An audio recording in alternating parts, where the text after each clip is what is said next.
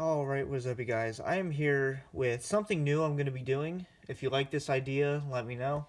I figured I would do my. Everyone's always asking my favorite pay per views and stuff. So I figured I would go through my favorite and least favorite pay per view for each decade. And then compile a list at the very end, like a top 10, least favorite and favorite. But I figured I would break it down by each decade. And I'm going to start out with the current decade, the 2010s. This one was very easy. Um, I'm very vocal. I'm not a fan of the current product. I haven't been a fan of it since like late 2008, maybe early 2009. I still watch it. I love pro wrestling. I'm not one of those people that goes on the internet and bitches 24/7. I either watch it or I don't. So these are my least favorite pay-per-views of the 2010s. Number 5, I was trying to decide whether to put Royal Rumble 2014 or 15. I think I dislike 15 just a little bit more. You had a great main event. Well, not really main event, but triple threat world title match with Lesnar, Rollins, and John Cena. And ironically, this is one of my favorite pay-per-view covers, unfortunately. But yeah, this Royal Rumble is a complete disaster. I The whole Rumble itself was just very slow paced, not in a good way. I'm fine. Like 2010, very slow paced and very methodical. But I loved 2010's Royal Rumble match. Like this one was the bad example of a badly paced Royal Rumble match. And the winner, The Rock couldn't even get Roman over. I was never a fan of Roman. Once again, I'm not one of those people that says, "Oh, death to Roman." No, I'm not. Like, it is what it is. It's like Cena back in, the end of the Ruthless Aggression era. You know, I don't hate Roman Reigns, but I definitely just don't like how much they shove him up our ass. That's the best way to describe it. So, yeah, this Rumble to me was just a colossal failure. Number 4, I will never forgive the WWE for having John Cena go over the Nexus. That's one thing that I just cannot get over. I like John Cena, but I don't agree with a lot of the things that he did and the way he was booked. It took me a while to actually kind of appreciate John Cena for what he is. I never hated him. I never really even disliked him. I just kind of, like I said with Roman, just too much shoved up your ass. And this is an example of that. And the Nexus, it really got my attention back in 2010 at a time when I really was not a fan of the product. So it really got me interested. I was a fan of the Nexus, and then they just got buried. And it sucked. I think if they would have went over this, in this main event, it would have been just epic. And they could have gone on for longer than this. TLC, I think, was when, John Cena literally buried Wade Barrett. And the match card itself is just not that good. You have Rey Mysterio and Kane. I'm a fan of both of them, but I just don't think they had too much chemistry. Sheamus and Randy Orton. I'm not a Sheamus fan. I like Randy Orton, but it's just I don't think they put a good match together, honestly. Big Show and the Strategy Society. It's just not my thing. I just was never a fan of this pay-per-view. And it is my least favorite SummerSlam of all time.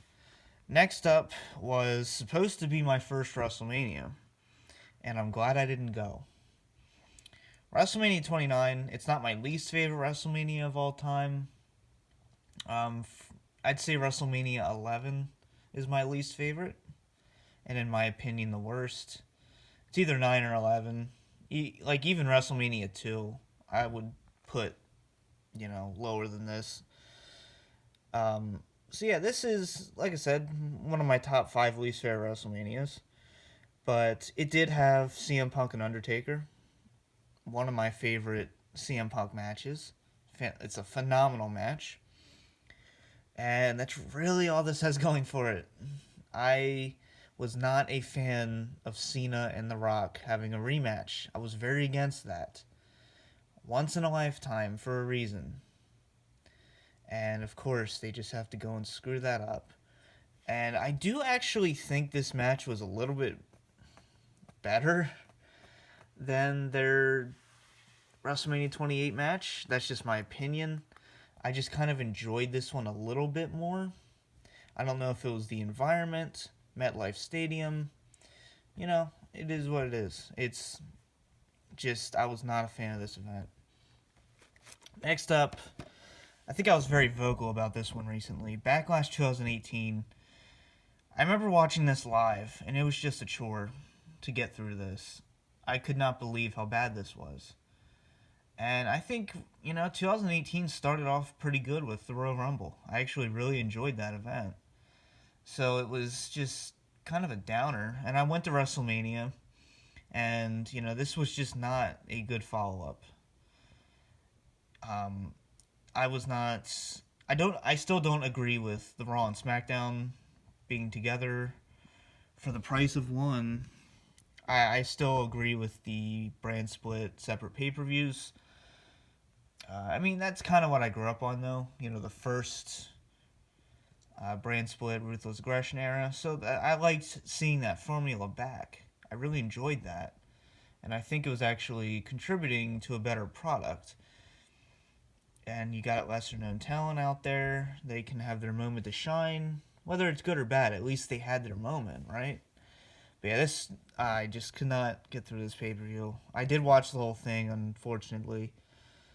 I think, the opener was great. Miz and Rollins had a great match. But I'm a huge fan of Miz and Rollins, especially Seth Rollins. So, overall, just colossal failure of a pay-per-view. And my least favorite pay-per-view of the 2010s, this one might be a bit controversial. WrestleMania 32. I actually think this is better than WrestleMania 29. This is not the worst WrestleMania of all time. Like I said, I'd actually put it, above, WrestleMania 2, 9, 11. But I just, from a personal level, just did not like this one. The booking was kind of strange, having AJ Styles lose his first match at WrestleMania just to have for shock value. I don't agree with that. That's my thing. The Hell in a Cell match was a big letdown. The main event, of course, was just boring as all hell. I just did not like this pay-per-view. I didn't. I watched it live. The women, they had a great match, the triple threat for the women's title. I'm glad they got rid of the stupid-ass looking Divas title. So that was a good thing that came out of this. It was cool seeing Lita present that. But this just, for the biggest WrestleMania of all time, they advertised over 100,000 people. It should have delivered. And I understand talent injuries kind of ruined this WrestleMania. You had Seth Rollins out, John Cena was out, Sting, I'm sure he would have wrestled on this pay-per-view if not for Night of Champions. Instead he went in the Hall of Fame, which was cool. Of course he deserves it. It's Sting. But this pay-per-view, and then Dean Ambrose and Brock Lesnar, that was a humongous letdown. That could have been an all-out brawl, which is what I was hoping for, but I should have known better, being it's Brock Lesnar. Even Dean Ambrose was frustrated with that. So, overall, this is my least favorite pay-per-view of the 2010s. So, let me know what you guys thought. Let me know what your list would be. And I hope you guys enjoyed. For now, this has been the DVD Freak. Peace out.